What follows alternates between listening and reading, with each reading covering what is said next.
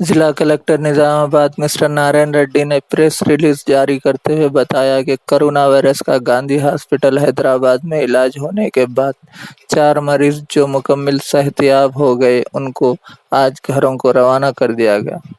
ضلع کلکٹر نے بتایا کہ ضلع میں اب تک 61 افراد اس وائرس سے متاثر ہوئے تھے اور انہیں گاندھی ہسپتال منتقل کیا گیا تھا۔ ان میں سے 2 دن قبل 30 افراد کو ڈسچارج کیا گیا تھا اور آج 4 افراد کو ڈسچارج کیا گیا ہے۔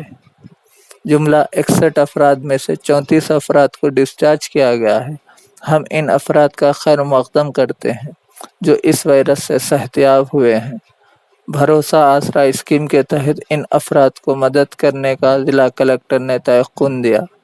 انہوں نے مزید کہا کہ ہم اس طرح سے آگے بڑھے تو چند دنوں میں ضلع 9 کرونا پازیٹیو ضلع بن سکتا ہے۔ عوام سے گزارش ہے کہ چند دن اس لاک ڈاؤن قوانین پر عمل کرنے کی ضرورت ہے تاکہ نظام آباد کرونا وائرس سے آزاد ہو۔ انہوں نے زور دیا کہ عوام معاشرتی فاصلہ برقرار رکھیں اور ساتھ ہی ساتھ لاک ڈاؤن پر سختی سے عمل کریں۔